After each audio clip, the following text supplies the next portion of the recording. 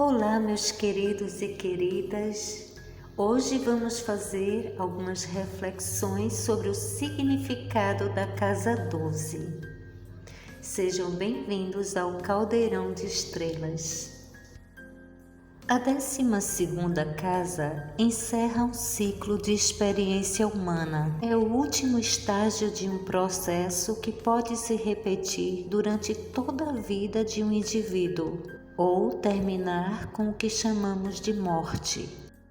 Nessa casa, o indivíduo ou consolida seus sucessos, transformando-os na semente de um novo ciclo de crescimento, ou enfrenta o resultado acumulado de seus fracassos. Suas lembranças do passado, conscientes ou inconscientes, se acumulam no limiar de um novo ciclo. Elas são anjos de luz que acenam para o além ou obscuros guardiões do limiar, cujos traços são configurados por suas frustrações, negações de vida, temores e seus pecados de omissão e ação. O indivíduo precisa enfrentar essa entidade composta que ele mesmo criou e passar por ela para ter direito de ingressar no novo ciclo. E não há como escapar dessa confrontação.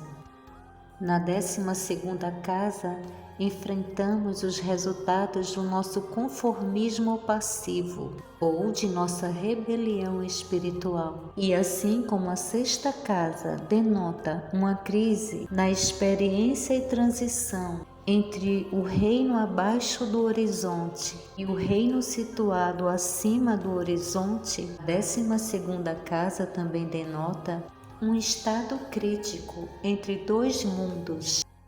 O indivíduo que se viu dominado por necessidades sociais e coletivas está lutando para emergir de um conjunto de condições que o ataram a uma ordem social ou espiritual para renascer como um novo indivíduo, o que significa uma repolarização ou reorientação.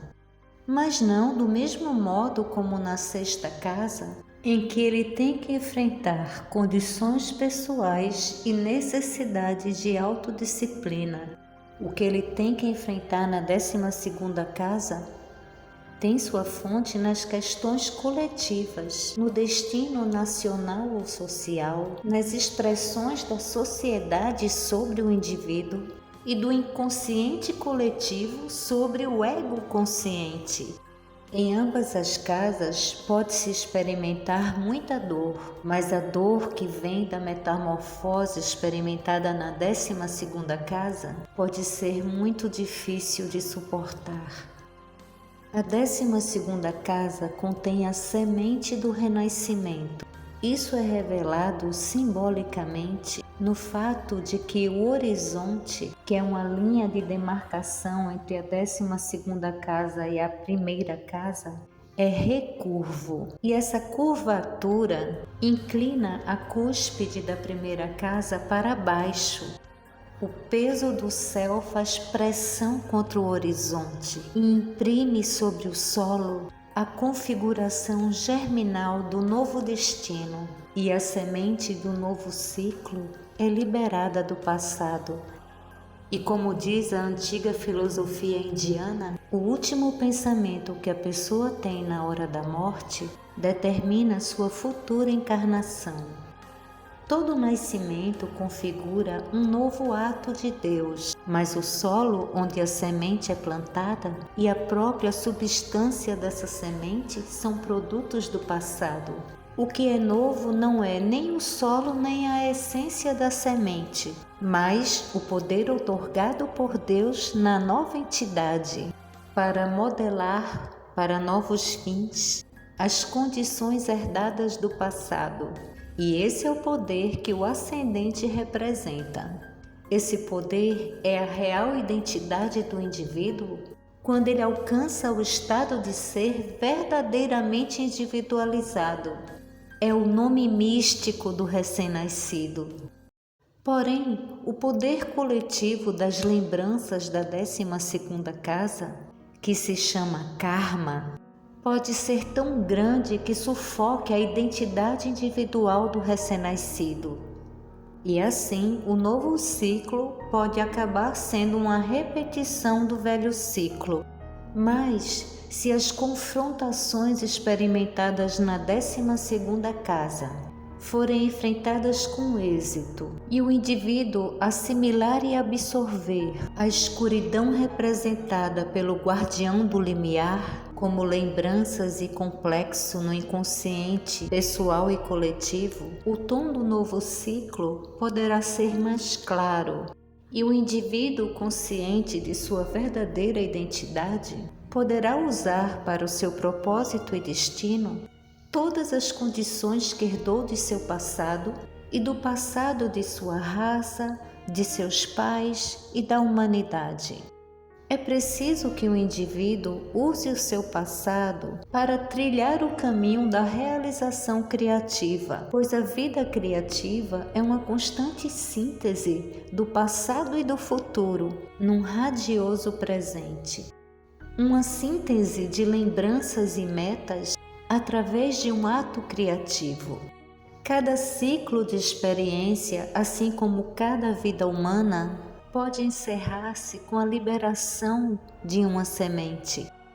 A beleza de uma flor de um ciclo pode ser lembrada. As folhas podem ter dado abrigo e alimento para algumas entidades vivas que viveram mais satisfatoriamente por causa delas.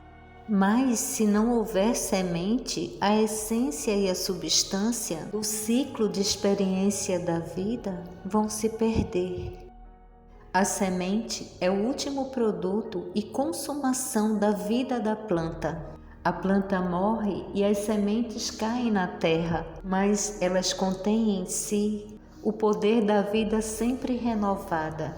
E como diz a Bíblia em João 12:24, a não ser que o grão caia na terra e morra, permanecerá solitário, mas se morrer, produzirá muitos frutos. O corpo morre, mas o valor da vida pode permanecer. Ele permanece na sua forma social, na lembrança dos amigos ou inimigos e na contribuição do indivíduo para a sociedade. O valor de um Thomas Edison ou de um Tesla resplandece em toda lâmpada elétrica. Porém, esse elemento de valor não é apenas um fator social, mas um fator pessoal e espiritual. É fútil negar a morte, mas temos que aprender a morrer de modo significativo, como morrer a morte da planta que é rica em sementes férteis e renovadoras da vida. A única morte trágica é a morte da pessoa desprovida de significado e completamente fatigada e aborrecida, derrotada espiritualmente. A arte de levar toda a experiência a uma conclusão criativa é a maior de todas as artes, o que requer coragem de repudiar os fantasmas do passado. Esse repúdio também significa separação, pois não pode haver verdadeira liberdade no renascimento sem a separação consciente do passado, sem levar o passado a uma conclusão significativa e harmoniosa, ou a coragem de dizer fim, de abandonar o que deve deixar inacabado, não assimilado e irresolvido, para assim ingressar numa nova vida e novo ciclo de experiência. É preciso coragem para abandonar as coisas não ditas, os gestos não vividos e o amor não experimentado. Essa coragem é uma coragem do tipo mais puro, pois não é uma coragem física ou emocional, mas um ato de vontade espiritual. É assumir as perdas e prosseguir com renovado ânimo, sabendo que em algum dia, em algum lugar, os fantasmas abandonados podem reaparecer, Mas se a pessoa tivesse desenvolvido e estabelecido num nível mais elevado de consciência e poder, saberá lidar melhor com os assuntos não concluídos. Não se deve permitir que coisa alguma sofra uma morte definitiva. Tudo deve ser transformado e transfigurado. Cada ciclo de atividade, à medida que chega aos seus estágios finais, deve transfigurar-se num novo começo de atividades num nível mais elevado. A 12ª casa é uma casa de mistérios, pois todos os estágios transicionais estão plenos de elementos misteriosos, incognoscíveis, irracionais, que precisam ser enfrentados. E para enfrentá-los, precisamos nos armar com uma compreensão clara das experiências passadas, com coragem, fé e compaixão. E esses confrontos constituem em si promessas de imortalidade. E aqui, meus queridos e queridas, terminamos algumas reflexões sobre os significados da Casa 12, baseadas no livro de Dani Rudyard, As Casas Astrológicas, o espectro da experiência individual. No próximo vídeo, vamos fazer algumas reflexões sobre os 12 signos na Casa 12. Gratidão pela atenção. Se lembra de dar aquele joinha para fortalecer o canal. Quem não for inscrito, se inscreve. Muita paz, muito amor, muita felicidade para todos. E até o próximo vídeo.